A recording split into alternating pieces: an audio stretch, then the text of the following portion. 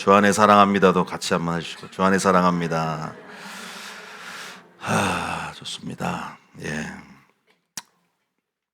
오늘도 저희들에게 하나님께서 호흡을 주신 것은 여호와를 찬양함에 있는 줄 믿습니다. 그리고 우리가 또 생명이 있으면 여호와를 경배하는 것이고요. 그래서 우리가 창조의 목적대로 그 목적에 합당한 삶을 사는 것이 하나님의 뜻과 부합되고, 그것이 가장 우리에게는 행복한 질서요. 그래서 권위 아래 있다는 것은 불편한 진실이 아니죠. 권위 아래 있다는 것은 그 권위는 보호의 권위다. 믿습니까? 우리를 보호하신다는 거죠. 그래서 우리가 권위 아래 머물러 있으면 하나님의 권위가 우리를 책임져 주고 말씀의 권위 아래서 우리가 보호함을 받는 줄 믿습니다. 오늘 설교가 다 나오죠? 앞에. 오늘 설교가 굉장히 전략적인 또한 설교입니다. 마지막 마귀의 전략이 있는데요. 마지막 마귀는 무엇을 먼저 파괴하길 원할까? 무엇을 무너뜨리길 원할까? 무엇일까요? 바로 가정입니다. 가정. 물론 5월에 가정의 달을 맞아서 하나님께서 저에게 이번 주와 다음 주에 또 계시를 주셨는데요. 우리가 소홀하기 쉽고 우선순위에 밀려나 있어요. 하나님 일을 한답시고, 물론 우리가 교회 중심으로 살아간다는 것은 마지막 때 마라나타 신앙에 있어서 굉장히 어떤 구심점을 가지고 우리 살아갈 것인가는 굉장히 중요한 접근 방식이고 중요하게 생각해야 할 부분인데, 이 가정에 우리가 가정이라는 뭐랄까 하나님이 선물해 주신 이 공동체, 신앙 공동체는 너무 뒷전에 있다. 그래서 이 영적 사각지대에 있는 영역인 가정에 대한 또 하나님의 계시들을 풀어놓기를 원합니다. 여러분들 오늘 마귀가 이 가정을 공격하기를 원해요. 우리가 하와와 아담이라는 가정을 마귀가 최초로 공격을 시도해서 깨뜨려 버렸다는 거예요. 여러분들이 오늘 설교를 통해서 어쨌든 하나님의 뜻을 우리가 이해하고 또 부모와 자식 간에 하나님이 설정해 두신 통치 원리와 질서가 있어요.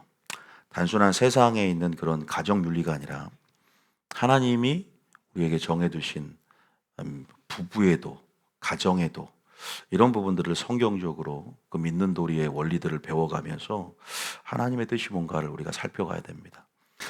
우리가 이런 설교들은 제가 많이 안 했지만 여러분들이 굉장히 중요한 설교이죠. 가정이 최소 단위 아닙니까? 우리가 교회의 머리는 누구죠? 접니까? 왜 웃으세요? 예, 물론 저는 아니죠. 하나님이 저에게 우리가 성령의 은사 중에 다스리는 은사가 있어요. 우리가 로마서에 보면 목회자에게 보통 다스리는 은사를 줘서 영혼의 감독자인 예수님의 대리자로서 대언자로서 양들을 이끌어 가게끔 위임된 권위를 주셔서 기름 부어 세우시거든요. 우리가 이런 질서들을 알아요. 그럼에도 불구하고 저 역시도 주님 앞에서는 양이죠. 그래서 머리는 오직 누구뿐이 없어요? 예수님. 우리가 머리라는 개념에 대한 이해가 다음 주에 자세히 할 텐데요. 우리가 보통 남편은 아내의 머리다 그러죠. 이 질서거든요. 그리고 교회의 머리는 그리스도다라는 말이 있어요. 그러니까 머리라는 개념 두 가지 의미를 갖고 있는데요. 첫 번째는 통치자의 개념이고요. 다시 말해서 권위 아래 복종하라는 거예요.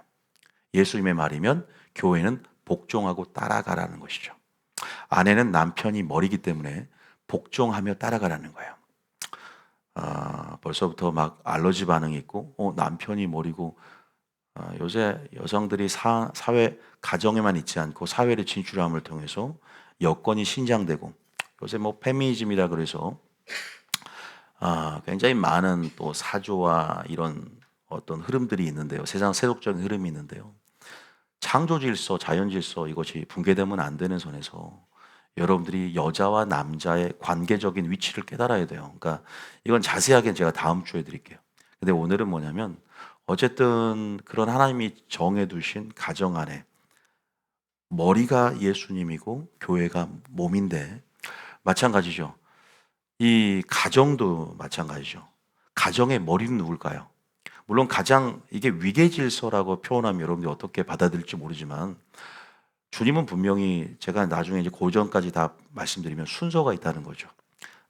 여자의 머리는 남편이요. 그러니까 남편이 머리라는 것은 제가 첫 번째는 통치자와 두 번째는 기원이라는 의미가 있거든요. 기원. 어디에 속해 있고 어디로부터 낳는가에 대한 부분들. 여자가 남자를 위하여 창조됐고 남자의 갈빗대를 취하여 낳았으니 제가 한 말 아닙니다. 여자가 남자를 위하여 낳았다라는 말을 제가 스스로 한 게 아니라 고린도전서에 나온 말이에요. 자, 이런 개념들이 우리가 성경 안 읽었기 때문에 모를 수 있는데 이런 순서들이 있어요. 이런 순서들은 어떤 관계성을 얘기하고 무엇을 말할까에 대해서 우리는 알아야 된단 말이에요. 다시 말해서 머리가 무슨 의미냐면 통치자, 기원. 통치와 기원이란 두 가지 의미를 갖고 있다면 교회뿐 아니라 가정도 머리가 예수님이면 그죠? 예수님이 가정의 머리라는 거죠. 자, 이거 전제는 뭘까요? 그 몸이 가정이 모두 다 믿는 자라면 완전 공동체가 되겠죠. 그러잖아요.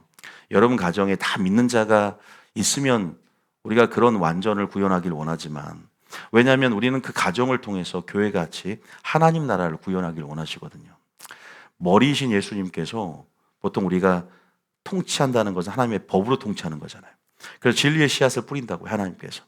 그래서 하나님 말씀 중심으로 그 가정이 완전한 하나님의 나라로서의 성품과 영광들을 드러내면서 그런 하나님의 나라로서의 속성을 반영하며 그래서 하나님 나라를 가정에 심고 구현하기를 원하신다는 거죠.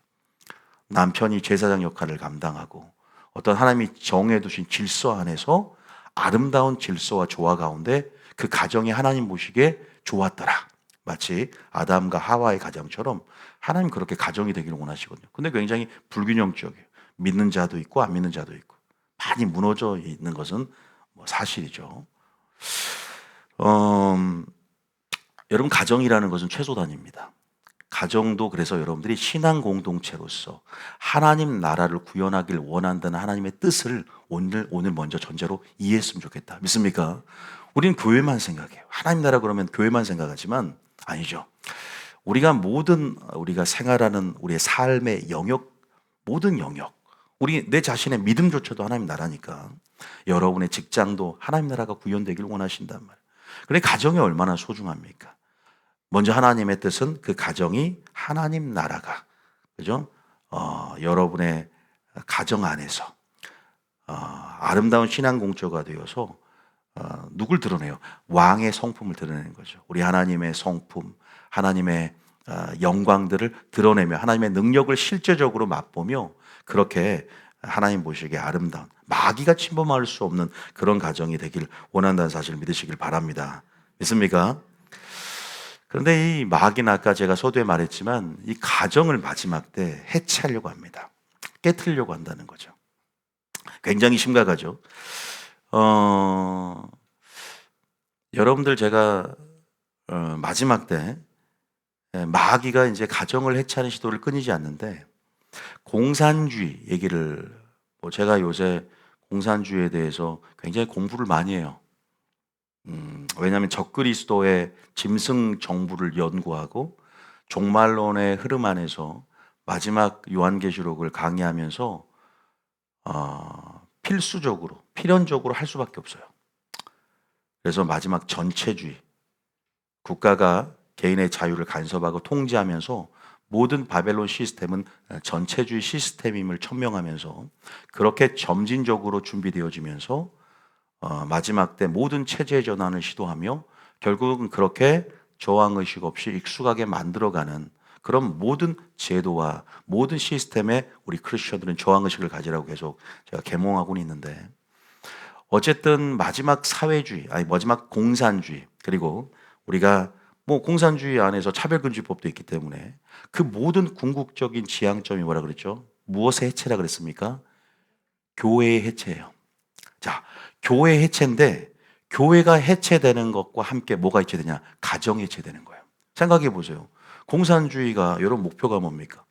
공산주의는 부르주아와 또 프롤레타 계급으로 이민복구도 나누면서 이 가정을 억압적인 도구로 설정해 놓고, 그죠?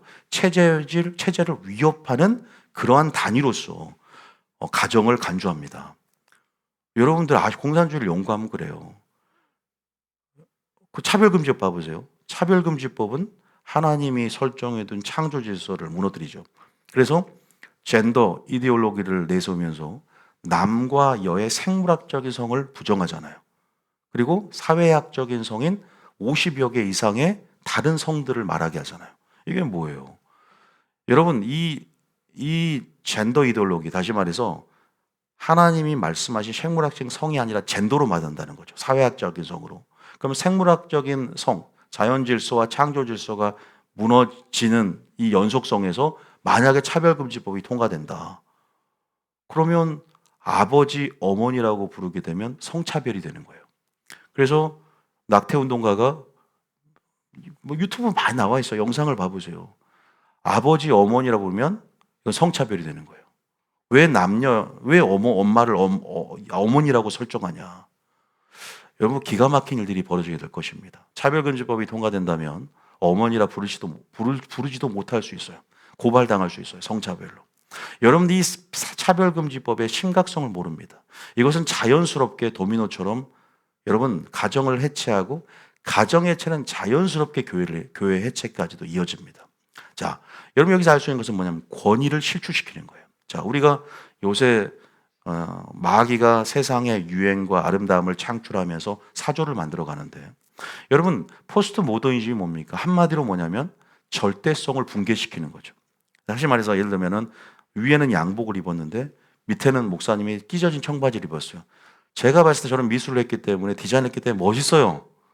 그렇게 입을 수도 있겠죠. 찢어진 청바지 입고 여러분들에게 위에는 양복 입고 언밸런스하면서 뭔가 상대적으로 존중해 주는 거예요. 개성을. 이게 포스트 모더니즘 사회예요. 그러니까 절대성을 붕괴하니까 말씀이라는 절대적인 권위가 실추되어져요. 이것은 결국 세상 신은 마귀입니다. 그 배우는 마귀가 있어요. 공산주의도 포스트 모더니즘도 여러분들 차별금지법도 그 배우는 여러분 꼭 기억하세요. 정사와 그죠? 모든 어둠의 세상 주관자, 세상에 속한 세상에 하늘에 있는 악한 영들, 그 권세 속에 누가 있냐면 세상 신이 마귀가 있다는 것을 알아야 되고, 그들의 지향점은 그리스도인들이에요. 그들의 지향점은 권위를 땅에 떨어뜨린 겁니다. 뭐가 무너지죠? 가정의 권위가 무너지고, 가정의 질서가 무너지고, 교회의 권위가 무너져요. 목회자의 권위가 무너집니다. 교사의 권위가 추락합니다. 인권이라는 미명 아래에서. 세계적으로도 국제 표준 인권이라는 게 있어요. 우리나라에 계속 인권위원회들, 국제인권위에서 우리나라 차별금지법을 통과시키라고 압박을 준단 말이에요. 표준이라는 게 있어요. 사형제도라든지 낙태라든지. 이 세상의 흐름 안에서 그런 무언의 압박 가운데 우리 크리스천이라도 저항의식을 잃어버리고 길들여지고 체제 전환을 시도하는 어둠의 불법의 세력 가운데 우리가 참 무서운 것은 익숙해지는 것이죠. 깨어있다는 게 얼마나 중요한지 모릅니다. 우리가 붉은 용의 세력, 공산주의 영은 단순히 정체기만 하는 게 아니에요. 마귀의 속성이 붉은 용의 세력이래요. 붉은 용. 그죠? 우리가 그런 부분에서 제가 오늘 뭐 다른 얘기가 아니라 무엇을 얘기하고 싶냐. 야, 이 마지막 때 흐름은 절대성이 붕괴되면서 권위를 실추시키는구나. 그래서 유다서 1장 6절에 마지막 때 권위를 업신여긴 자들이 생길 것이다. 너희들이 고라의 폐역들을 살펴보라고 친히 우리에게 얘기를 하지 않습니까? 1장 6절에 8절에 나와요. 제가 또 찾아주니까 한번 읽어보면 그러한데 꿈꾸는 이 사람들도 그와 같이 육체를 더럽히며 권위를 업신여기며 마지막 때 이런 일들이 비일비재하고 이것이 흐름이 됩니다. 그래서 우리가 권위라는 설교만 해도 민주주의 의식으로 점철되어진 우리 MZ세대라든지 젊은 세대들은 몸소리를 칩니다. 그죠? 권위에 대한 상처가 있는 사람들은 권위 설교만 들어도 공의 설교만 들어도 몸소리를 치고 교회를 떠납니다. 사랑이라는 개념, 평등이라는 개념에 굉장히 익숙해져 있고 이런 인권에 대한 이것을 보호해주고 보장해주는 이런 편안한 부드러운 설교들에 익숙해져서 이런 설교들만 이런 니즈들만 갖고 있어요. 그래서 여러분들에게 말씀 싶은 것은 어쨌든 우리가 크리스천으로서는 북한식, 중국식의 사회주의 제도라든지 그런 시스템, 이런 체제 전환을 시도하는 어떤 그러한 제도, 시스템, 정책, 세력에 저항할 수 있는 자세를 가지라. 꼭 가져야 됩니다. 제가 종말론을 하면서 이제 앞으로 계속 여러분 설파해 드릴 겁니다. 소 잃고 외양간 고치기 전에 여러분들이 이 말을 잘 명심하시고 인본주의를 경계하세요. 포용주의, 평화주의, 겉은 어린 양같이 탈을 쓰고 들어오는 그들의 영분별의 정체를 통해서 이들의 지향점이 뭔가 결국은 당합니다. 교회는 해체됩니다. 처음에는 다 좋은 거 주고 좋게 포장해서 들어오지만 진리를 아는 여러분들은 날 서 있어야 돼요. 경계심을 세워야 됩니다. 할렐루야. 선악을 분별하면서 무엇에 저항할지, 무엇이 악인지, 무엇을 수용할지, 어떤 부분에 서야 될지, 어떤 진영에, 어떤 편에 서야 할지를 반드시 알 수 있는 여러분 되시길 있으면 축복합니다. 차별금지법은 통과되면 안 됩니다. 믿습니까? 공산주의를 저항할 수 있어야 돼요. 이 나라가 공산화되는 것에 있어서 경계심을 가져야 된다. 믿습니까? 그냥 한 말이 아니라는 걸 기억하세요. 그래서 그런 부분에서 이런 마지막 때 흐름 안에서 가정까지도 결국은 이제 해체되고 아빠를 아빠라 엄마를 엄마라 부를 수 없는 선생님들의 권위. 지금 선생님들이 저는 많이 있지만 하나님이 아직은 연단을 안 주니까 아이들로 하여금 괴롭힘을 당하는 선생님 별로 없는데 굉장히 권위가 실추돼서 선생님들 이중률이 높습니다. 그래서 다른 자격증을 준비하고 선생님 언제까지 해먹을 수 있을까 고민하는 사람이 많아요. 우리 교회 나중에 대안학교 하면 준비하세요. 말이 어버버됐네. 자, 어쨌든 중요한 게 아니기 때문에 어쨌든 그런 부분에서 제가 말씀드린 것은 마지막 때 마귀는 이렇게 교회를 공격한다. 세상 신인 마지막 때 우리는 이런 권위가 실추됨을 통해서 이런 가정을 해체하려는 이 시도를 마귀는 한다. 이것을 먼저 말씀드리고요. 본격적으로 저는 남편과 아내의 부부에 관한 하나님의 질서와 도는 다음 시간에 할 거고요. 오늘은 특별하게 미리 말씀드린 부모와 자식 간의 하나님이 정해둔 성경적인 질서와 부모 입장에서 자식 입장에서 어떻게 우리는 가정 안에 하나님 나라를 구현할 것인가에 대해서 말씀을 드릴 겁니다. 자, 먼저는 이것을 말씀드리고 싶은 것은 우리가 하나님의 일이라는 미명 아래 너무 가정을 소홀히 한다는 것에 대해서 먼저 말씀을 드리고 시작하고 싶습니다. 자, 가정은요, 최우선순위입니다. 믿습니까? 어떤 의미에서는 교회도 중요해요. 어떨 때는 그래요. 가정을 팽개친다는 건 좀 극단적으로 제가 말씀드릴 수 있어요. 왜냐하면 어떨 때는 우선순위로 교회를 먼저 생각해서 하나님 일할 때가 있어요. 케이스 바이 케이스지만. 제가 그런 부분에서 오해하지 마시고 여러분들이 균형 있게 한번 또 지혜롭게 잘 생각해 봤으면 좋겠어요. 자, 여러 성경 구절을 보여드릴 겁니다. 먼저 딤전 5장 8절 보겠습니다. 딤전 5장 8절. 첫 번째는 가정을 소홀히 할 수는 없다. 우선순위에 결코 가정은 밀리지 않는다는 전제를 말씀드리고 싶네요. 자, 딤전 5장 8절 읽어보겠습니다. 시작. 누구든지 자기 친족, 특히 자기 가족을 돌보지 아니하면 믿음을 배반한 자요 불신자보다 더 악한 자니라. 친족, 특히 가족을 돌보지 않는다. 돌본다는 개념은 나중에 이제 고르반과 연결할 수 있어요. 우리가 아까 성시교도 읽을 때도 부모를 공경하라. 이것이 약속 있는 첫 계명으로 우리에게 주신 이유가 뭘까? 부모라는 포지셔닝은 하나님과 우리의 관계에 대한 그림자예요.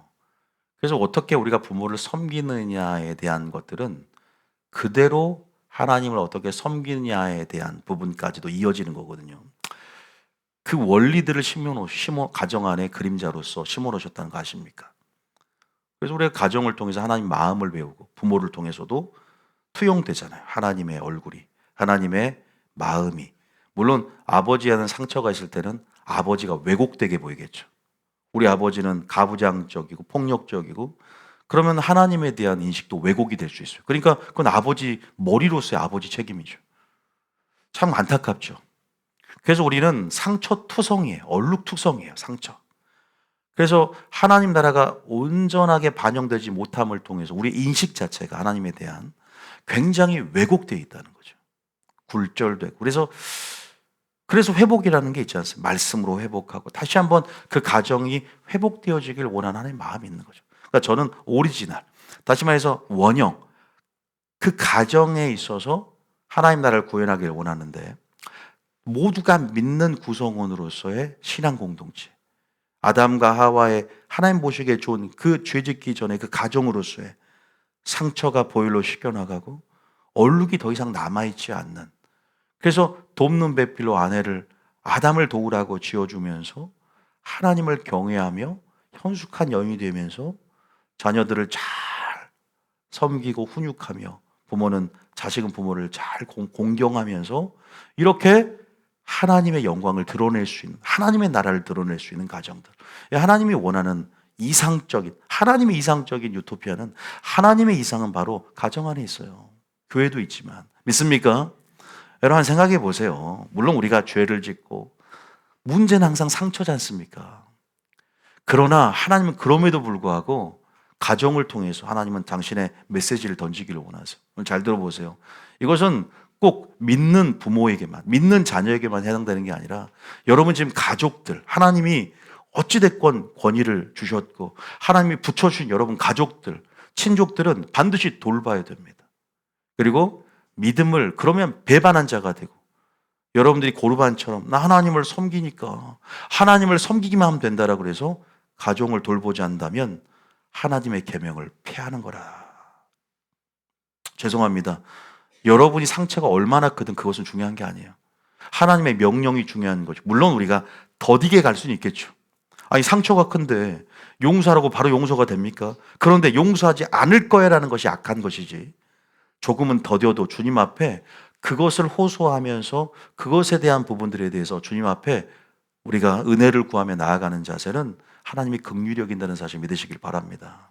이거 아셔야 돼요. 내가 내적 맹세로 나는 당신은 안 그럴 거라고 악하게 마음먹는 것과 틀린 차원이라는 거예요. 왜? 아무리 그래도 제가 부모에게만 하면 부모는 낳아준 부모예요. 믿습니까?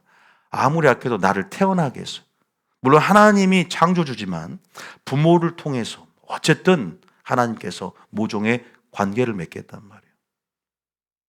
그럼 이런 데서 생각을 참 많이 해봐야 됩니다.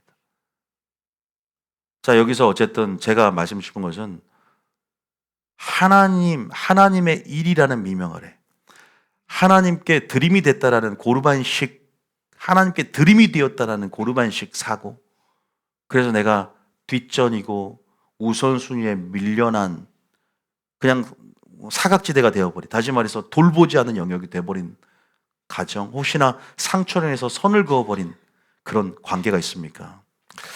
쉽지 않습니다. 저도 인간관계를 맺어보지만 저도 온전하지 않는 걸 봅니다. 감정에 사로잡히면 말씀 저도 생각 안 나요. 생각은 나지만 처절한 싸움이 있어요. 그래서 여러분에게 오늘 뭐 어떻게 하라는 게 아니라 목표를 설정하는 거 아니겠어요? 하나님 이렇습니다라고 말해드리는 거지 좀 느리게 간다고 바로 버림받는 게 아니지 않습니까? 믿습니까? 그런 차원에서 오늘 한번 들어보세요. 불신자보다 악하다. 일단 이렇게 이 구절의 말씀의 원리를 들어보고요. 두 번째, 디도서 1장 6절. 자, 이것은 목사를 뽑는 자격인데요. 감독을 뽑는 조건, 장로를 뽑는 조건, 목사를 뽑는 조건 뭐 마찬가지지만 디도서 1장 6절에 읽어보세요. 책망할 것이 없고 한 아내의 남편이며 방탕하다는 비난을 받거나 불순종하는 일이 없는 믿는 자녀를 둔 자라야 할지니. 불순종하는 일이 없는 믿는 자녀를 둔 자여라, 이렇게 조건을 표기합니다. 그래서 뭐 저희 자녀들이 믿고는 있지만 저도 항상 노심초사하는 부분이 있습니다. 많은 시간들을 함께 할 수 없고, 그죠? 그리고 뭐 학교에 있는 시간, 친구에 있는 시간, 세상적인 대안학교도 생각해 본 적이 있는데요. 세상의 영향력이 너무나 강력하다는 걸 느낍니다. 그들의 유행을 답습하고, 그죠? 그럴 수밖에 없는 게 시간을 가장 많이 할애하는 거. 어떤 환경 속에. 그래서 부모는 기도할 수밖에 없고, 한 번씩, 토요일도 한번 제가 가정 예배를 드리면서 한 번씩 말씀을 같이 읽으면서 제가 말씀으로 전곡을 찌르고 하나님께서 이렇게 은혜에 합당한 삶을 살지 않으면 알려줘도 오늘도 붙잡고 있어야 되는데 그럴 수가 없단 말이에요. 그래서 한 번씩은 이렇게 어떤 영역에서 걱정되고 우려되는 부분이 있지만, 물론 하나님이 그래도 지켜주고 보호해주는 어떤 믿음은 있어요. 내가 이 일을 하니까 우리 자녀들은. 그런데 이제 물론 이런 부분들에 대해서 또 설교를 또 반복될 수도 있지만, 내 자녀들은 그냥 내팽개쳐도 하나님이 알아서 해준다? 그러지 않아요. 내팽개치는 게 아니라, 성경은 뭐라고 하냐면 기도만 하면 된다? 아니에요. 마땅히 행할 길을 자녀에게 뭐라고 그랬죠? 가르치는 그 작업을, 영적 작업을 목회자지만 해야 돼요. 또 지금 주일학교에서 교사들이 해야 되는 거죠. 그냥 알아서 주님이 키워주겠다는 것은 뭐 책임 회피인 거예요. 왜? 아무리 목회자라도 부모로서 시간 없는 건 주님도 압니다. 그러나 어떤 스트레스, 어떤 마음으로 성경적인 원칙대로 우리가, 물론 좀 타이밍을 놓친 자녀들은 계속 기도해 줘야죠. 왜? 좀 말씀을 늦게 알았고 하나님의 뜻을 몰랐기 때문에 자녀들이 조금 이렇게 막 허송세월을 보내고 방탕한 삶을 살았어, 예를 들면. 그럼 늦었으면 우리가 순도 연할 때 잡아줄 수 있지만, 때를 놓치면 그때는 불같이 기도해 줘야 되고 중보해 줘야 되잖아요. 그죠? 각각의 성령의 인도하심이 있어서 그 자녀를 위해서 해산하는 수고, 기도. 그러나 저는, 그래서 이따 자녀 교육이 나오겠지만, 어릴 적부터 말씀을 하나님께서 늙어서도 그 법이 떠나지 않는 말씀을 행할 길을 알려주고 선포하고, 가정의 머리인 남자가 제사장적 역할을 통해서 자녀들에게, 이거 이상적인 시스템이거든요. 계속적으로 훈계하면서 유대인식 교육들이 참 필요하다는 것을 느끼고, 그런 부분들이 제대로 성령 안에 심었을 때 거두게 된다는 것도 아셔야 된다는 걸 말씀드리고 싶어요. 그 부모 역할들이 참 많아요. 그냥 우리가 그런 부분에서 생각을 해봐야 된다. 지금은 자녀들이 반항을 하고 커버리면요, 씨를 뿌려주기도 쉽지 않아요. 안 들어오니까. 뭐 안 듣죠. 지금 늦었으면. 그때는 이제 기도밖에 없겠죠. 하나님께 맡기는 수밖에 없겠지만, 참 그런 부분에서 우리가 어떻게 자녀를 또 훈육하고 양육하고 키워야 될까에 대한 부분들도 성경적인 원칙을 따라서 한번 오늘 그 목표를 한번, 그 기준을 한번 봐보자는 거죠. 자, 오늘 첫 번째, 지금 그 후반부에도 제가 4가지 전제를 말씀드려서 또 반복할 거예요. 근데 오늘은 지금 첫 번째 전제는 바로 교회는 우선순위에 뒤처지지 않는다는 거예요. 교회만큼 중요하다는 걸 말씀드리고 싶은 것은, 보세요. 목사도 중요하지만 목사의 자격이, 보세요. 자녀, 불순종한 일이 없는 믿는 자녀를 둔 자라야 목사로 뽑으라는 거죠. 여러분, 제가 목사 내려놓게 할 거예요? 제 자녀들 상태 보고. 예, 항상 살피겠습니다. 살펴야죠. 자, 봐보세요. 또 한번 봐볼게요. 한번 봐봅시다. 딤전 3장 4절에 보면 또 똑같은 집사 뽑는 자격, 감독 뽑는 자격에서 보세요. 읽어보면 4절 5절에 시작. 자기 집을 잘 다스려 자녀들로 모든 공손함으로 복종하게 하는 자라야 할지며, 사람이 자기 집을 다스릴 줄 알지 못하면 어찌 하나님의 교회를 돌보리요. 이런 얘기가 나오죠. 적은 것에 충성된 자가 뭣도 충성된다? 큰 것에 충성되는 거예요. 제가 이 말을 항상 알고 있는 말이지만 다시 한번 보면서 참 회개를 하고 참 반성을 많이 했어요. 나는 지금 교회를 어떻게 보면 사업처로만 알고, 내 직장으로만 알고, 여기에 피로감 때문에 좀 장애를 등한시한 것도 있거든요. 집에 가면 때로는 찬양도 듣기 싫고 말씀도 하기 싫은 때가 와요. 너무나 이게 어느 순간은 매일 그렇다는 건 아니고, 어느 순간 이게 피로감이 확 크게 들어올 때는 아무것도 하기 싫을 때가 있고, 자녀들이 어떻게든 신경 쓰기 싫고, 내가 거기까지 신경을 쓰기에 과부하가 올 때가 있죠. 번아웃이 올 때는. 그렇지 않습니까? 사람인지라 한계점을, 임계점을 벗어날 때는 그럴 때가 있는데, 또 내 자세는 어떤가를 한번 살펴봤어요.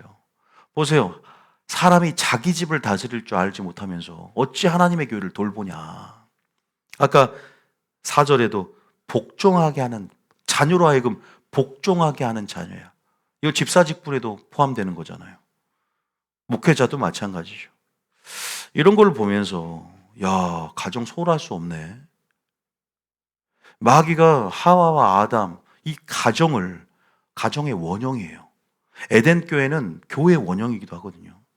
이거를 먼저 깨뜨렸어요. 최소 단위를. 그러면 알아요. 연쇄적으로 도미노처럼 무너진 게 무엇인가를 알죠. 가정이 편안하지 않고서 어떻게 담대함이 생길까요? 안 그러더라고요. 자, 어쨌든 그 부분에서 또 마태복음 5장 15절. 마태복음 5장 15절 한번 봐볼까요? 자, 시작. 사람이 등불을 켜서 말 아래에 두지 아니하고 등경 위에 두나니 이러므로 집안 모든 사람에게 빛이 있느니라. 이것은 빛과 소금의 역할을 하면서 빛은 뭐라 그러냐면 착한 행실이라 그러잖아요. 그런데 이 빛을 말 아래 두지 않고 왜 등경 위에 둡니까? 비추라고요. 빛은 숨길 수 없어요. 근데 어디서부터 비춥니까? 바로 집안 모든 사람에게 먼저 비추고 점점 확대되는 거잖아요. 안에서 새는 바가지 밖에서 안 새는 법 없어요. 가정에서만 그죠? 선한 모습을 보이고 집에서는 그냥 우리가 그런 말을 폭력적인 남편인데 밖에서는 사람들 앞에서 선한 아주 남들이 평가할 때는 아주 착한 사람, 착실한 사람. 이거 상처 반응이긴 한데요. 인간의 심리가 근데 상처 반응이기도 한데 이런 것들은 굉장히 모순적이죠. 표리부동하고 모순적이고 안 좋은 말은 다 갖다 붙일 수 있는 거죠. 무슨 말이냐? 가정이 먼저 아까 정말로 적은 것에 충성된 자 하나님 보시기에 이미 큰 그릇이고 큰 것에 충성될 수 있는 조건은 적은 것에 충성된 거예요. 그럼 적은 것의 가치가 참 큽니다. 가정은 작진 않지만 최소단이죠. 여러분들이 그런 부분에서 한번 생각해 보자는 거예요. 우선순위에 전혀 밀리지 않아요. 그러면 물론 우리가 교회 중심 또 교회 하나님 나라를 구현하고 우리 신앙 공부도 참 좋습니다. 그런데 또 여러분의 가정도 얼마나 살피고 있냐. 남편도 얼마나 살피고 있냐. 물론 믿지 않은 남편일 경우에 조금 저가 지금 말하는 것은 또 구성원들이 또 다 믿을 때 수월하지 않습니까? 무엇을 우리가 한 마음이 되기도 수월하고. 근데 남편이 안 믿거나 자녀가 반항하라고 안 밀 때 그때는 굉장히 지혜가 필요하고 또 다른 전략들이 필요하겠죠. 다 동일하게 적용할 수는 없지만 그러나 공통된 원리는 있어요. 공통된 통치 원리. 왜? 믿지 않는 부모라도 그 권위는요 존중받아야 돼요. 믿습니까? 믿지 않으니까 넌 부모도 아니야. 이게 아니란 말이에요. 그런 부분에서 우리가 하나님이 설정해둔 오리지널 주님의 마음이 뭔가, 뜻이 뭔가 우리가 이런 부분에 대해서 알아야 된다는 것들을 말씀드립니다. 자, 그러면 본격적으로 오직 서론이 굉장히 중요했고 50% 이상 한 겁니다. 이제는 제가 칠판에도 아까 하나 그냥 찬양 부를 때 적어둔 부분들이 하나가 있는데 그냥 첫 번째 부모를 어떻게 공경할 것인가. 이제 이 믿음의 도니까 이 자녀를 어떻게 훈육할 것인가에 대해서 성경적인 원칙 몇 가지만 말씀드리려고 그래요. 자, 우리는 지금 이제 자녀 이 가정의 중요성을 알았고 가정을 지키는 것도 중요하지만 적극적으로는 가정을 통해서 하나님의 뜻을 이루어드리고 뜻이 이루어지고 하나님의 나라가 구현되고 하나님의 나라를 보일 수 있는 것. 다시 말해서 빛으로서의 착한 행실, 하나님의 성품과 하나님의 영광을 드러내는 것이죠. 등경 위에서, 가정에서부터. 또 하나님의 나라의 통치 원리 가운데 자녀들을 잘 다스려서 불순종이 없는 자녀로서 만들어내며 담대함으로 하나님 일을 하게끔 하는 것. 여기까지 정리할 수 있겠죠. 마귀는 공산주의가 됐든 차별금지법이 됐든 어떻게든 가정을 해체해서 그 역할들, 권위들을 완전히 파쇄하고 무너뜨리려고 하는 것들을 우리는 그 압박을 우리는 겪고 있는 중이다. 우리는 여기서 어떻게 성경적인 가치를 저항할 것인가에 대해서 계속 이렇게 메시지를 들으면서 준비해야 된다. 믿습니까? 이렇게 정리해 볼 수 있겠죠. 자, 그러면 첫 번째 따라하면 자녀를 노하게 하지 말라. 두 번째, 매를 아끼지 말라. 세 번째, 어릴 적부터 교육하라. 굉장히 쉬운 말이에요. 쉬운 명제고. 그런데 안 그래요. 쉬운 것 같지만 쉽지 않습니다. 여기에 담긴 또 하나님의 뜻을 또 설파해 드릴 텐데 첫 번째 자녀를 노하게 하지 말라. 자, 자녀를 노하게 하지 말라. 자, 말씀 한번 찾아보겠습니다. 에베소 6장 4절입니다. 자, 에베소서 6장 4절.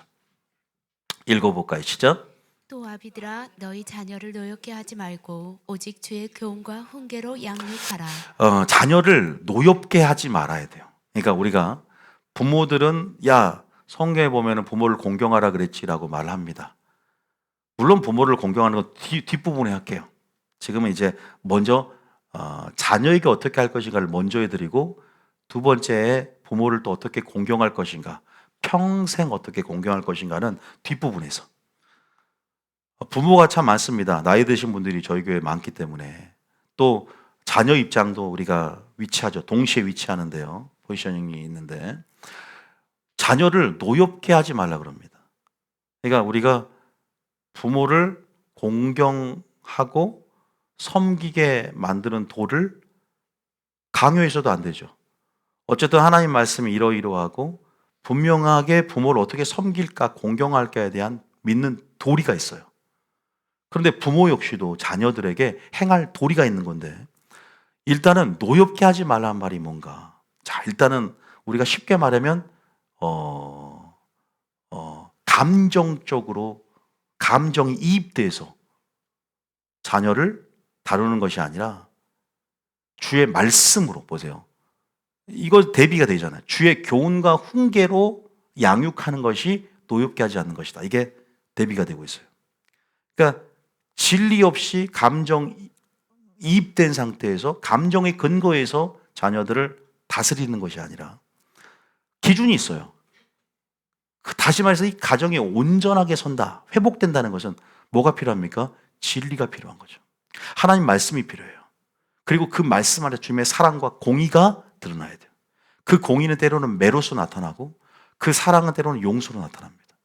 어쨌든 부모가 하나님의 대리자로서 하나님의 영광을 드러내고 하나님의 영광을 나타내야 돼요. 매를 때려도 하나님의 공의가 드러나야 되고 용서에도 하나님의 사랑이 드러나야 돼요. 그래서 주의 교훈과 훈계로서 양육해 가야 되거든요. 그런데 이것이 제외가 된다 그러면 감정이입되고 세속적인 방식은 항상 자녀에게 상처 반응을 불러일으켜서 노엽게 만들어요. 아니 상처 반응이 이미 상처를 줬기 때문에 그 상처로 반응하는 거죠. 그래서 부모가 이 가장으로서 부모로서 큰 책임감을 가져야 돼요. 나는 어떤 식으로 어떤 근거로 자녀를 다스리고 있는가. 우리가 믿는 부모라면. 자, 한 구절 읽었어요. 자, 그 다음에 골로새서 3장 21절. 자, 우리가 뭐 성경적으로 하나님의 나라로서 하나님의 통치를 받아들이고 했으니까 하나님의 법이 필요하잖아요. 지금 하나님의 말씀이 필요하지 않습니까? 자, 아비들아 너희 자녀를 노엽게 하지 말라. 여기 또 뭐냐면 낙심할까 한다. 낙심해 버리는 거예요. 하나님의 성품을 볼 수가 없어. 하나님의 영광의 대리자로서 하나님의 교양이 아니라 교훈이 아니라 다시 말해서 저도요. 아내가 이렇게 잔소리하고 저도 잔소리를 해요. 아이들이 요새 아이들은 한 귀로 잘 들어줘요. 근데 한 귀로 자연스럽게 뒤로 흘러나가요. 이쪽 빠져나가고 있어요.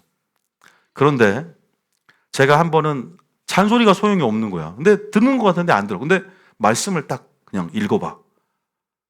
근데 애들이 관심을 보이면서 하나님 말씀에 이런 말씀이 있네. 깜짝 놀라는 거예요. 그 말라기 1장에 네가 은혜를 구한들 내가 하나님들을 받겠느냐.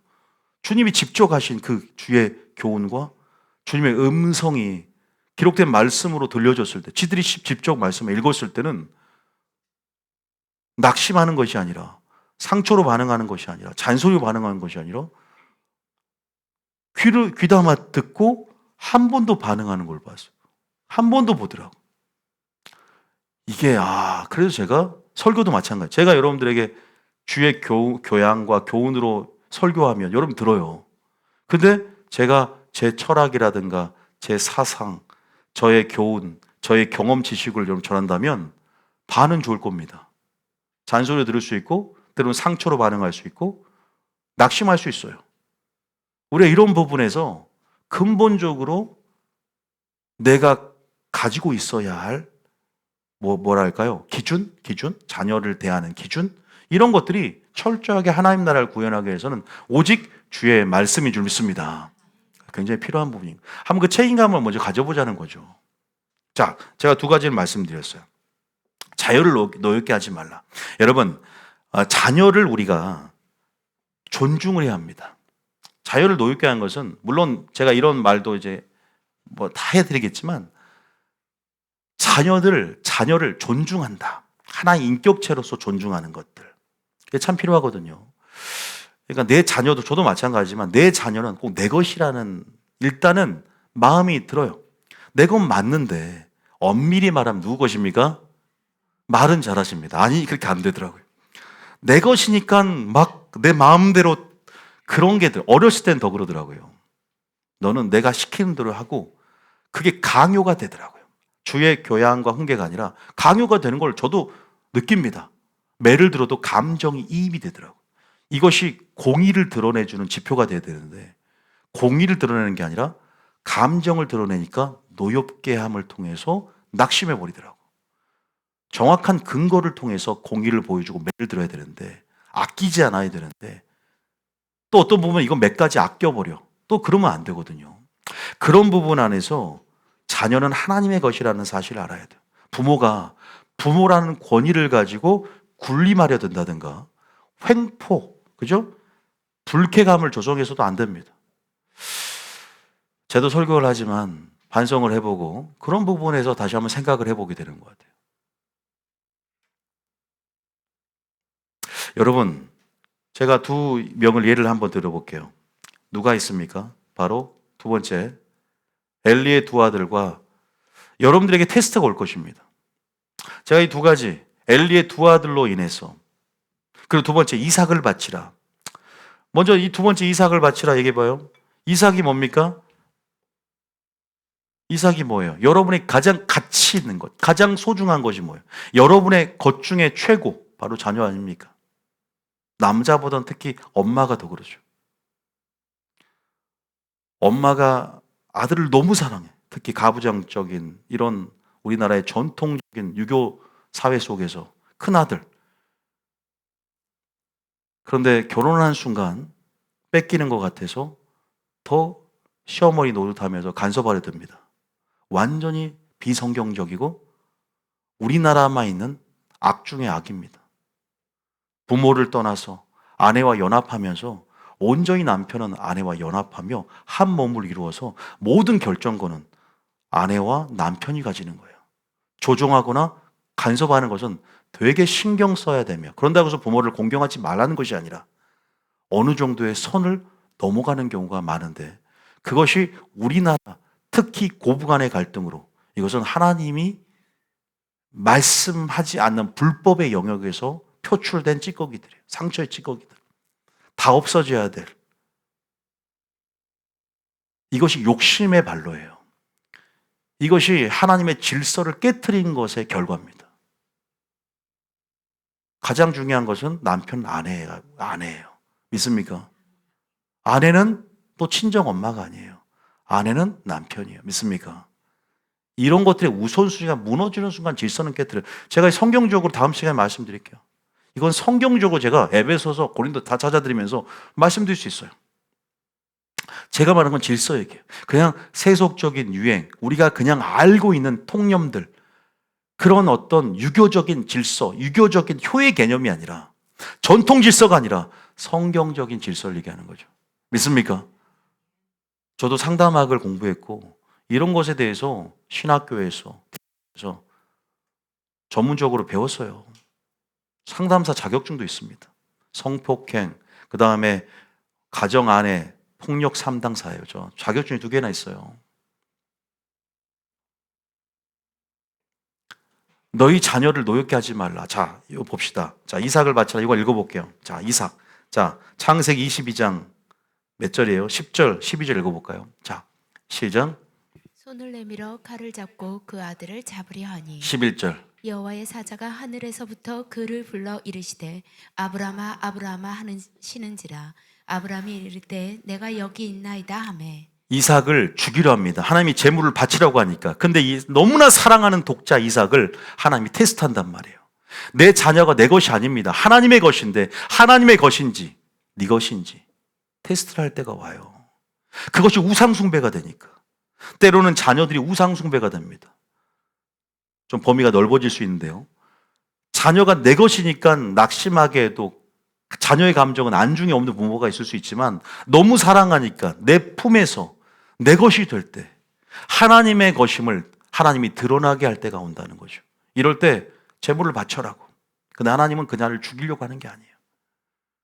우리 마음을 알고 싶은 거죠. 그러니까 뭐라고 하냐? 이 12절에 시작.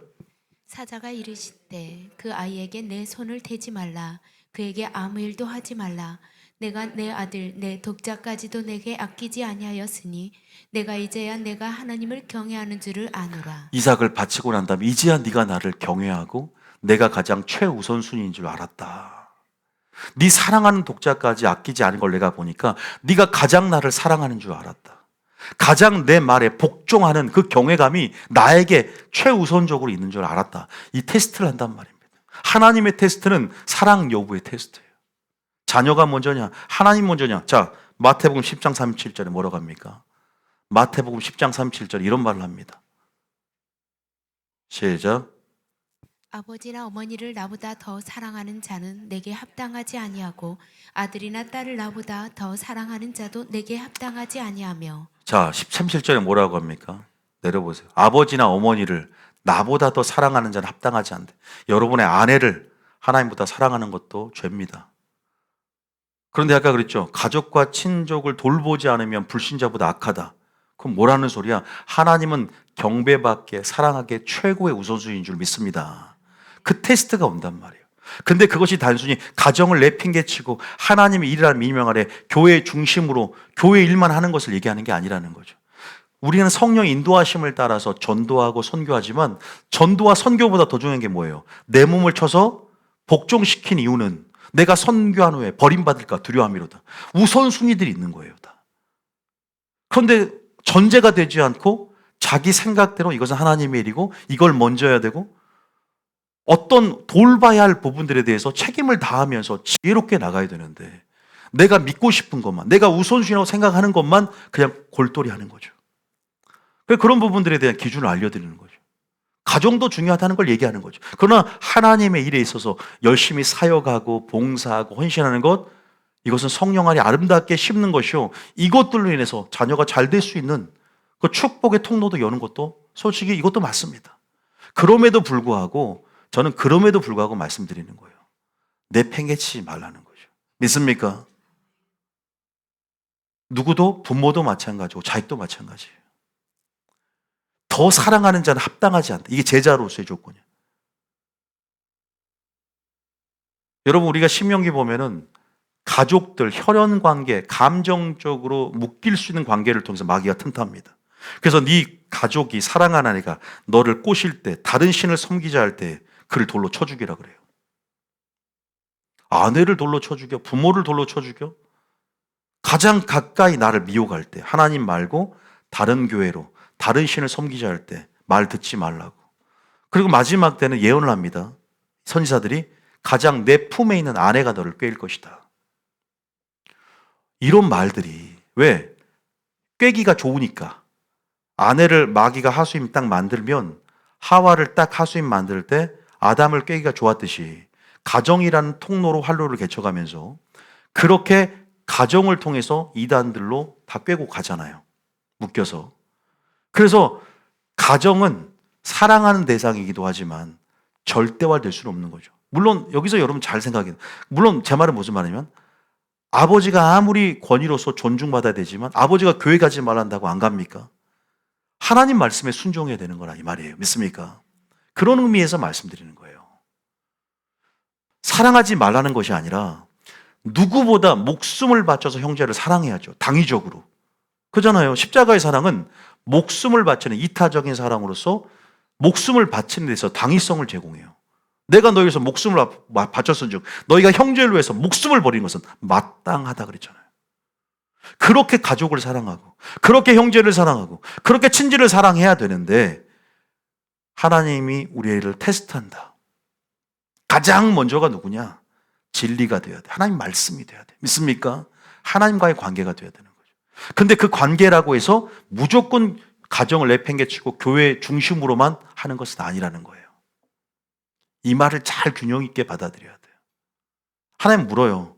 너는 가정 안에 너의 책임을 다했느냐? 자녀를 맡는 내가 선교적인 직책과 제사장적인 직책들을 주면서 넌 어떤 책임을 다했느냐. 물론 저희 교회 오기 전에 이미 자녀들이 큰 상태면 그 순간부터 시작하는 거예요. 몰랐으니까 회개하면 되는 거예요. 그런데 지금 자녀들이 어린 자녀들이나 결혼하기 전 청년들은 잘 듣고 이제는 책임이 수반됩니다. 결혼부터가 믿는 청년과 해야 되는 것이고, 거기서부터 물론 우리가 성경에 보면 믿지 않은 남편이 이혼하자 그러면 이혼할 수 있어요. 이혼할 수 있다니까요. 먼저 이혼하자고 얘기를 하면 우리가 무조건 막 음행한 연고만 있어야지 이혼하면 지옥 갑니다. 성경적으로 여러분 아세요? 안 그래요. 음행한 연고도 기준이지만 믿지 않은 남편이 그럼 폭력을 행사하는데 평생 동안 맞으며 살아요? 그거 여러분들이 제가 그 부분 나중에 얘기해 드릴게요. 그러니까 이런 우리가 너무 오해가 참 많아요. 그래서 오히려 물론 십자가로 지면서 그 모든 부분에서 합력하여 선을 이루고 그것들을 하나님이 선용할 수 있지만 저는 그런 부분 안에서 유도리 있게 분명히 말씀드릴 수 있어요. 그런데 어쨌든 제가 말씀 싶은 것은 여러분들이 가정 안에서 지금 보세요. 하나님이 테스트를 한다는 거죠. 특히 부모와 오늘 자식 간의 얘기를 좀 집중해서 하는 거니까 자신 그래서 내 것이 아니라 하나님의 것이며 이렇게 이삭을 바치라는 명령. 단순히 이삭은 물질이 아니라 자녀로서 우상 숭배죄에 걸릴 수 있다는 것. 그래, 가장 그렇게 인식이 바뀌는 순간 자녀를 향한 욕심이 조금 낮아요. 그러지 않습니까? 내 것이라고 했기 때문에 그 욕심으로 인해서 낙심하게 만들고 주의 교양과 훈계로 양육하는 것이 아니라 나의 감정과 나의 상처와 내가 이렇게 시집살이를 했기 때문에 뭔가 이런 식의 상처 반응으로 연쇄적으로 우리의 삶이 묶여가는 거지 않았습니까? 맞습니다. 제가 그냥 한 말이 아니에요. 저도 상담학을 했어요. 그런 부분에서 우리는 어떻게 지금 받아들이나? 저 보세요. 엘리의 두 아들 봐보세요. 엘리 목사님이 두 아들이 있어요. 불량배입니다. 홈리와 비느하스 두 명이 있잖아요. 그런데 행실이 불량해서 어릴 적부터 여호와를 인격적으로 알고 깊이 들어오지 못했어. 그러니까 제사장의 고기를 좋은 걸 자기들이 처먹고 막 수종드는 여인들과 동침하고 그냥 목사 아들이 그냥 난리가 난 거예요. 그 소문이 그냥 성도들에게도 퍼지고 아까 자녀를 잘 다스리라 그랬잖아. 어떤 일이 일어났어요? 엘리의 집안이 대가 끊겨버리고 아들이 그렇게 난리치는데 저주를 금지하지 않고 그냥 내팽개친 그 이유로 인해서 엘리의 집안이 몰락해버리고 대가 끊겨버립니다. 주님이 직접 말합니다. 자녀들이 우상이 되고 자녀들이 이렇게 막 하는 부분에서 주의 훈계와 주의 교훈으로 양육하지 않고 매를 들지 않았어. 엄격하게 자녀들이 그럴 때는 야, 너 목사 아들 지금 시범 지금 뭐 인턴 사역을 하는 것 같아. 그런데 너희들 지금 그렇게 되면 직무유기야. 그리고 너 그렇게 되면 강등시켜버리고 직위해제시켜버려야지. 계속 직무를 감당하도록 엘리의 그 아들들이 성전 사업 가운데 그렇게 엄격한 조치를 통해서 진짜 죄를 인식하고 그게 하나님이 싫어하는 거라 인식을 시켜야 되는데 엘리가 나이가 많이 들었어요. 그러니까 왜 나이가 많이 들면은 여러분 보세요. 히스기야도 보니까 늦게 하나님이 치유받고 늦게 난 아들이 누구죠? 므낫세잖아요. 오냐오냐 키웠더니 므낫세가 어떻게 됐어요? 마찬가지예요. 엘리가 나이가 많으니까 손주같이 그죠? 그 자녀들에 대해서 아무 말 못하는 거예요. 너무 귀하니까. 그리고 또 뭐예요? 너무나 이 자녀들에 대해서 안 좋게 말하면 자신의 제사장적인 이 직분의 생계 유지가 곤란할 수 있지 않겠습니까? 많은 부분들이 타협하는 거예요. 그러니까 할 말을 제대로 못하는 목사가 되는 거예요. 나이가 많고 자녀들은 잘못돼도 말을 못해. 그런 부분도 한번 읽어볼까요? 자, 사무엘상 3장 13절 14절. 제 말인지 3상 3장 13절 14절. 시작. 내가 그의 집을 영원토록 심판하겠다고 그에게 말한 것은 그가 아는 죄악 때문이니 이는 그가 자기의 아들들이 저주를 자칭하되 금하지 아니하였습니다. 자신들의 아들 때문에 이렇게 된 거예요. 금하지 않았어요. 14절에 시작. 그러므로 내가 엘리의 집에 대하여 맹세하기를 엘리 집의 죄악은 제물로나 예물로나 영원히 속죄함을 받지 못하리라 하였노라 하셨더라. 어떻게 아들들이 행실했냐? 3상 2장 12절입니다. 2장에 보면 좀 나와 있는데요. 3상 2장 12절에. 자, 시작. 엘리의 아들들은 행실이 나빠 여호와를 알지 못하더라. 그러니까 자식들이 잘 복종하게끔 하면서 그런 가정 안에 교육을 시켜야 했죠. 목사 집안이라면. 저도 책임이 많이 부여되더라고요. 하나님 안에서. 하나님 나에게 책임을 물으실 텐데. 핏값을 나에게 찾으실 텐데. 성도들한테 설교만 제대로 안 해도 내가 핏값을 너에게 찾겠다고 했는데 내 가정에서도 마찬가지더라고요. 나는 전했나? 무엇만을 얘기했는가? 그냥 깨달음이 오니까 좀 어렸을 때는 조금 순이 연하고 좀 어릴 때는 얘기가 들어가요. 근데 이제 머리가 커버리면 쉽지 않죠. 그럴 때는 제가 말씀드려요. 한 번씩 기회를 봐서 얘기하지만 계속 기도해 줄 수밖에 없잖아요. 그렇지 않습니까? 그래서 마땅히 행할 길을 어릴 적부터 가르치라고 했고 늙어서도 그 법이 떠나지 않는다고. 어릴 적부터 성경을 알았노니 그러잖아. 디모데야. 어릴 적이란 말. 순이 연할 때. 한참 교육에 있어서 어릴 적에 이제 자라나기 시작할 때. 엘리 아들들은 어릴 적 교육이 잘못됐어요. 하나님의 말씀, 주의 교양과 훈계로 양육하지 않아요. 상처도 많은 것 같아. 노엽게 하는 것 같아. 자녀를 노엽게 한 것 같아. 그러니까 맨날 상처 반응이야. 항상 노가 많아. 분노가 많아. 행실이 나빠. 여호와를 알지 못하더라. 사랑을 좀 보여줘야 되는데 부모가. 공의만 보여줘. 그러니까 사랑이 빠진 공의를 보여주고 공의가 빠진 사랑을 보여주니까 무질서하고 그 공의 속에 그 매 속에 사랑을 보질 못해. 하나님의 말씀의 근거에서 말씀이 이렇기 때문에 부모를 통해서 교육이 안 되니까 모든 게 세속적이야. 그래서 받아들인 사람도 때린 사람도 전부 세속적인 가치에 얼룩져서 결국 세속적인 세상지의 세상 안의 중심은 분노, 다툼, 혈기 모든 뭐죠? 육체 소욕들, 육체로 맺어지는 사망의 열매들만 가득하다 그랬잖아요. 맺어지는 열매들이, 양산되는 열매들이. 엘리 아들들은 행실이 나빠 여호와를 알지 못해요. 13절. 자, 17절 보세요. 17절에 또 뭐라고 하냐? 읽어보세요. 시작. 이 소년들의 죄가 여호와 앞에 심히 크면 그들이 여호와의 제사를 멸시함이었더라. 하나님을 경외하는 법을 알려주면서 이렇게 좀 특수한 케이스긴 합니다. 목사 아들들이. 여호와의 제사를 멸시하고 하나님을 알지 못하도록 행실이 불량했어요. 그래서 이렇게 책망합니다. 23절에. 다른 사람 하나님의 선지자를 통해서 엘리를 책망합니다. 야, 빨리 금지시키고 강등시켜버리고 이 죄를 인식시켜라고. 설교를 통해서든 성도들을 교육시켜라고. 성도들이 죄를 짓고 있으면 성도도 이것이 죄라고, 이것이 잘못됐다라고, 하나님이 싫어한다라고 타협하지 말고 전하라고. 성도 눈치 보지 말고 재정 생각하지 말고 전하라고. 23절에 시작. 그들에게 이르시되 너희가 어찌하여 이런 일을 하느냐? 내가 너희의 악행을 이 모든 백성에게서 듣노라. 24절에 내 아들들아 그러하지 말라. 내게 들리는 소문이 좋지 아니하니라. 너희가 여호와의 백성으로 범죄하게 하는도다. 계속. 사람이 사람에게 범죄하면 하나님이 심판하시려니와 만일 사람이 여호와께 범죄하면 누가 그를 위하여 간구하겠느냐 하되 그들이 자기 아버지의 말을 듣지 아니하니 이는 여호와께서 그들을 죽이기로 뜻하셨음이더라. 아버지가 말을 안 한 게 아니에요. 근데 완곡한 어조로 책망을 안 한 것은 아닌데 이렇게 책망하는 게 아니에요. 회개라는 것은 완전히 돌이키는 것이 회개이듯이 사울도 회개했어요. 여러분 알다시피 사무엘 사건에서. 이게 회개가 아니에요. 이것은 진짜 하나님의 말씀 안에서 엄격함을 보여준다면 아까 제가 말한 직위해제시키고 강등시키고 또 죄를 인식시켜야 돼요.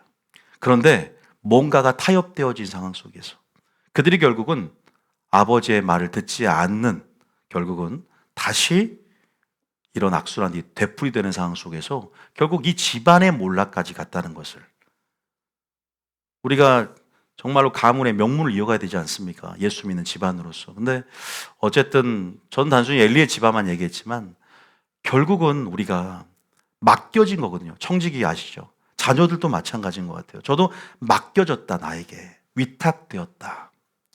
그리고 나는 자녀를 어떻게 키울 것인가에 대해서 책임이 동반되는 거예요. 그래서 부모로서의 역할들을 어떻게 내가 내 위치에서 해야 되는가에 대해서 나는 어떤 가치들을 심어주고 있는가. 공부만 잘하는 게 문제가 아니에요. 공부만 잘하는 게 문제가 아니라고요. 그래서 제가 이 두 가지 예를 들면서 하나님 분명히 여러분 이삭을 바치라는 그러한 타이밍이 옵니다. 자, 그렇기 때문에 여러분들은 제가 뭐 해야 되냐? 이 두 가지. 어릴 적부터 교육하고 매를 아끼지 않은 것에 대해서 매를 아낀다는 게 뭐예요? 바로 하나님의 뭘 드러낸 거냐? 사랑을 전제로 한 공의를 드러내줘야 되는데. 자, 이 매를 아끼지 말라 한번 읽어보겠습니다. 한번 읽고 잠언 22장 15절입니다. 잠언 22장 15절. 자, 시작. 아이의 마음에는 미련한 것이 얽혔으나 징계하는 채찍이 이를 멀리 쫓아내리라. 자, 보세요. 자녀를 교육하는 방식인데 매를 든다는 것은 또 여러분들이 단순히 매만 때린다는 의미가 아니라 하나님의 말씀을 들려주면서 하나님의 성품 가운데 공의를 드러내주면서 죄에 대해서 또 어떠한 선과 악에 대해서 이러한 하나님의 관점이 있다는 것들을 부모의 관점에서 하나님의 관점을 투영시켜주는 거죠. 그러니까 항상 하나님의 대리지가 되는 거죠. 예를 들면 부모가 젖을 먹여요. 젖을 먹이는데 이 성장 단계에서 뭘 가냐면 신뢰와 불신 단계를 가죠. 내가 울 때 젖을 먹여주면 하나님의 성품을 보는 거야. 신뢰의 성품을 내가 쌓는 거야. 근데 울고 있는데 안 줘, 젖이 안 나와. 그러면 불신이야. 내가 울 때 항상 줬던 우리 엄마가 젖을 안 주네. 발달 단계에서. 부모를 통해서 하나님의 영광을 보고 그래서 드러내야 된다는 거, 부모가. 그러면 부모가 하나님 말씀 그 자체가 되는 거죠. 자, 여기도 마찬가지예요. 채찍이 뭐냐? 하나님의 공의를 얘기하는 거죠. 공의는 항상 사랑이 들어있어야 돼. 사랑 없는 공의는요, 껍데기 같고, 사랑 없는 공의는 노여움을 줘요. 노하게 만들고, 실족하게 만들고, 분노를 일으키게 만듭니다. 그만큼 그래서 우리 믿는 자들에게 하나님 나라를 구현하기 위해서 하나님의 말씀이, 하나님의 성품이, 그 하나님의 영광을 우리가 충분히 부모가 기준이 돼줘야 되는 거죠. 치료할 때는. 제가 만약에 여러분 부모로서, 영적인 부모로서 하나님의 말씀과 교양과 훈계로서 여러분께 하나님의 영광을 드러내지 않다면 여러분 아무 유익이 없지 않습니까? 마찬 가정에 옮겨진다면 똑같은 거죠. 징계하는 채찍이 필요해요. 때로는 공의의 설교가 필요하다고. 근데 부모가 아무 말 못해. 잘못하고 있는데 저주를 자청하되 금하지 못해. 엘리 목사님처럼 이삭 덜덜 떨어. 이삭을 바치라고 내 새끼인데 이거 어떻게 바쳐? 싫은 소리도 못해요? 자녀들에게? 싫은 소리도 못한다. 오냐? 그럼 금쪽이가 되는 거예요. 오은영한테 보내야 돼, 그러면. 근데 오은영 보면서 너무나 은혜를 받았어, 내가. 저 프로는 내가 제대로 보고 제대로 봐야 되겠다. 물론 굉장히 유익이 돼요, 여러분. 그게 안 보라는 게 아니에요. 유익이 돼요. 이거를 성경적인 가치 안에서 제가 재해석하면서 어떻게 전할 수 있을까? 왜? 동일한 행동 양식, 인간의 기본적인 행동의 패턴들 있잖아요. 필요해요. 자신의 행동을 카메라로 찍고 카메라 찍으면서 한번 보면 내가 이렇게 행동한가를 반추해 보면서 인식하게 된단 말이에요. 참 필요해요. 저는 그래서 정신과나 의사들을 찾아가서 상담도 받아보는 거 저는 반대하지 않습니다. 필요하더라고요. 필요해요, 반드시.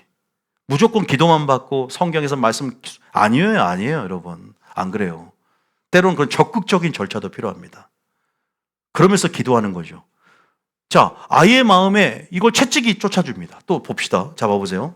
잠언 13장 24절. 잠언에 참 많이 들어있어요. 잠언 13장 24절입니다. 시작.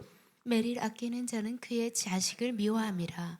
자식을 사랑하는 자는 근신이 징계하느니라. 매를 아끼면 미워하는 거래요, 자식을. 나오죠? 그 다음에 잠언 23장 12절. 다 잠언에 있어요. 잠언 23장 12절에 시작. 훈계에 착심하며 지식의 말에 귀를 기울이라. 그 다음 아이를 훈계하지 아니하라고 하지 말라.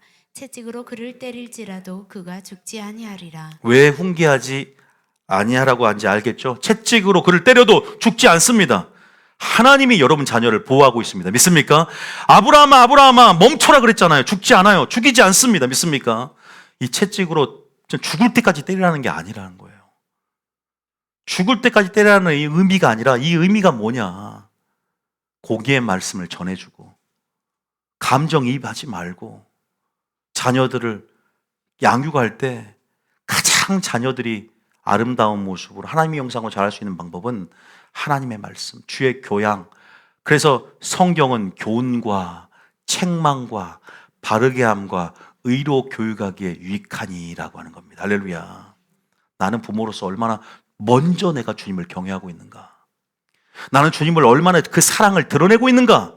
나는 사랑 빠진 공의만 전하고 있는가? 공의 없는 사랑만 전하고 있는가?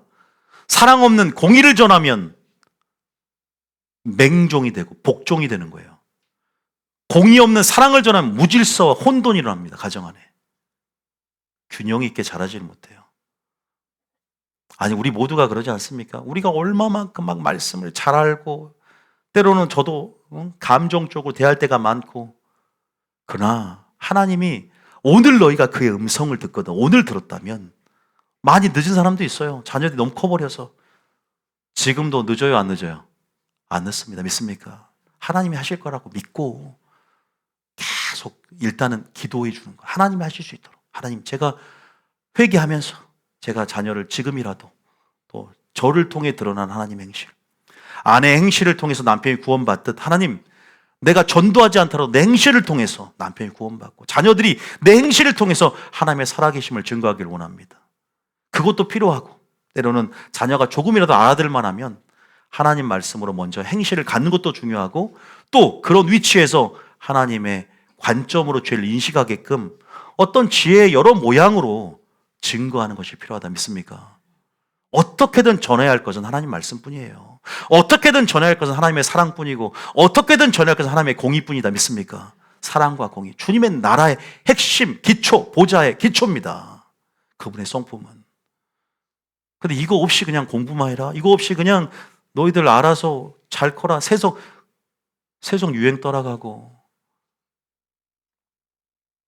쉽지가 않더라. 근데 막상 이론과 실전은 쉽지가 않아요.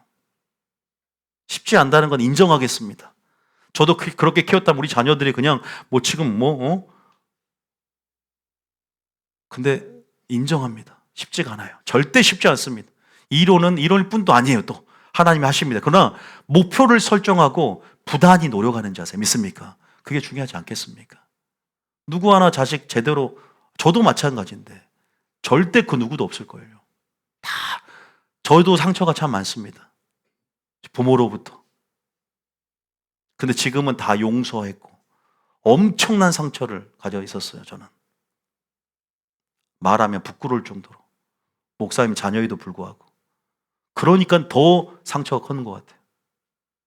목사의 자녀이기 때문에 더 큰 상처가 있었어요. 목사는 너무 싫었고 신학생들을 저주했던 접니다.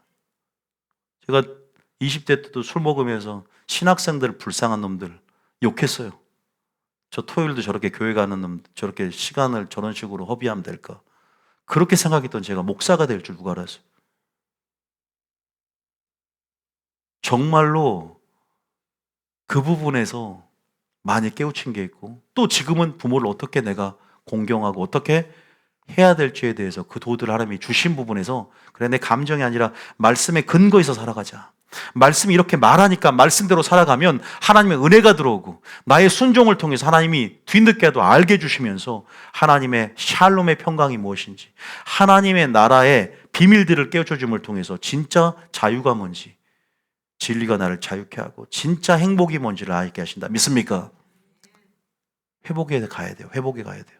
우리 지금 회복해가는 여정 아닙니다. 무너져가는 것들이 회복해가는 것들. 회개하면 될 건 회개하고 하나님 은혜를 구할 건 그러면 되는 거지. 우리가 실패가 어디 있습니까? 절대 지금 우리가 그 말씀을 듣고 깨닫는다면 따라합니다. 실패는 없다. 어떤 실패도 없습니다. 지금 가정이 나락에 떨어지고 무너지고 있는 단계라도 실패는 없습니다. 그것이 기회인 줄 믿습니다. 분명합니다. 예수 이름으로 말씀드릴 수 있어요. 이 설교는 여러분에게 분명히 위로가 될 수 있어요. 그러나 도전받을 수 있다. 믿습니까? 아이를 아니하려고 하지 말고 채찍으로 그를 때릴지라도 이 공의를 꼭 얘기해. 공의. 하나님의 공의의 성품. 예수님께서 채찍을 든 것처럼 그 공의의 성품. 왜? 하나님은 사랑하는 자마다 뭐한다? 책망하며 뭐한다? 징계한다 그랬잖아요. 하나님은 사랑하는 자마다 징계하고 채찍을 드세요. 예수님도 노끈으로 채찍을 만들어서 상을 엎으신 이유가 있다. 또 한 구절 잠언 그 다음 절 14절에 시작. 내가 그를 채찍으로 때리면 그의 영혼을 수월에서 구원하리라. 영혼을 어디에서 구원한다? 수월에서 구원한다 말씀합니다. 여러분 우리가 이런 분명한 말씀들이 있고요. 요 두 번째 어릴 적부터 교육하라. 아까 다 이어진 거라 제가 성경만 찾아도 됩니다. 디모데후서 3장 15절. 언제부터? 어릴 적부터. 자, 디모데후서 3장 15절입니다. 시작. 또 어려서부터 성경을 알았나니 성경은 능히 너로 하여금 그리스도 예수 안에 있는 믿음으로 말미암아 구원에 이르는 지혜가 있게 하느니라. 어릴 적부터 성경을 알았답니다. 그 다음 절에 시작. 모든 성경은 하나님의 감동으로 된 것으로 교훈과 책망과 바르게 함과 의로 교육하기에 유익하니. 아까 자녀들을 노엽게 하지 말라 그랬죠. 여기서 뭐라고 합니까? 교훈과 책망과 바르게 함과 의로 교육하기에 유익하다 그랬어요. 네 가지로 교육을 해야 돼요. 책망도 있죠. 하나님의 의로 교육을 해라. 이 성경을 통해서 주의 말씀으로 양육시킨다는 것은 반드시 성경이라는 교재가 필요합니다. 근데 주일학교만 다가 아니에요. 가정에서도 성경이 있어야 돼요. 내 입에 말씀이 있어야 돼요. 부모의 말에, 특히 엄마의 말에 말씀이 있어야 돼요. 저의 됨은 하나님 은혜도 있지만 저희 어머니의 은혜가 있는 것 같아요. 저희 어머니 어릴 적부터 너는 하나님 말씀 안에서 저를 계속 씨를 뿌려주고 잘 될 거라고 하나님에 대한 음성을 들려주시고 꿈을 꾸고 기도하면서 저에게 하나님께서 길을 열어주시고 그런 부분들이 저에게 영향력이 되었고 그것이 제가 그 길을 벗어나 있을 동안도 그 엄마의 사랑이 부모님의 은혜가 나를 붙잡고 있는 것을 내가 그래서 나의 나 된 것이 하나님의 은혜지만 저는 부모님의 은혜로 됐다. 상처가 있는데 되게 모순적이죠. 상처를 동시에 갖고 있으면서 물론 그것이 아버지에 대한 상처였고 그때는 이제 가부장적인 아버지의 모습과 그냥 또 여러 가지 지금은 그러한 시대 속에서 시대 흐름 속 시대 정신과 시대 흐름과 시대적인 그 당시의 아버지의 모습도 있지 않습니까? 1980년대 그 당시의 모습 제가 초등학교 때 그 당시의 모습 우리나라의 유교적인 문화와 또 그 당시에 그런 구조 속에서 근데 그건 단순히 피해가 아니라 그 구조 속에서 제가 시대를 타고났고 그런 부분에서 그 상처들이 제 성격과 맞물려서 고스란히 내 안에 믿음을 커가지 못하게 하더라고요. 상처와 불신과 그런데 그런 것들이 하나님 말씀에서 완전히 녹아버렸어요. 그러나 제가 어머니를 참 많이 좋아했던 것 같아요. 그래서 어머니와 참 많은 대화를 하고 또 그런 부분에서 참 위로를 받고 지금은 참 어떻게 보면 모든 가정이 저희 모든 누나와 동생까지도 목회자가 돼서 선교를 하고 그래서 지금은 그러한 어떤 가정들 명문 가정들 하나님께서 만들어내 주신 것도 해석을 결국은 또 자녀들이 그런 상황일지라도 하나님 안에서 생각하면서 용서하고 받아들이고 또 부모 입장에서도 한 사람만 노력하는 게 아니야. 그것들을 인정하면서 다시 늦었지만 용서를 구하고 그런 부분에서 하나님 말씀 안에서 시작해 나갈 때 상처에서 또 싹이 터요. 꽃이 피고 열매를 맺습니다. 믿습니까? 더 단단해지는 거예요. 더 견고해집니다. 믿습니까? 그런 부분들을 경험하게 하시고 그런 건 참 중요한 경험이라는 것들을 말씀하세요. 우리가 사랑 안에 하나가 되어야 됩니다. 믿습니까? 지금 자녀를 어떻게 다스리고 훈계할지에 대해서 그 부분만 오늘 얘기를 하고 마쳐야 될 것 같네요. 뭐 다음 시간에 어떻게 부모를 공경할 거와 또 부부간에 어떠한 하나님의 도가 있는가를 우리가 회복이라는 여정 안에서 해 나가야 될 부분이 있으니까 한 번만 더 약간 이거 읽었으니까 요거 두 번째 거 한 번만 더 읽어볼게요. 잠언 22장 절 아까 잠언 22장 절에 읽어봅니다. 시작. 마땅히 행할 길을 아이에게 가르치라. 그리하면 늙어도 그것을 떠나지 아니하리라. 계속 어릴 적부터 성경 알았다. 마땅히 아이에게 가르치라고 하지 않습니까? 아이에게 어릴 적부터, 또 늦으면 지금 깨달은 날이 구원의 날이요. 깨달을 때부터. 이걸 기억하셔야 돼요. 좀 늦을 수도 있어요. 자, 그런데 교육이 돼야 되는데 한 가지만 말씀 마칠 건 뭐냐면 지금 이 세상은 너무 악합니다. 저는 다니엘과 요셉을 좀 보라고 했으면 좋겠어요.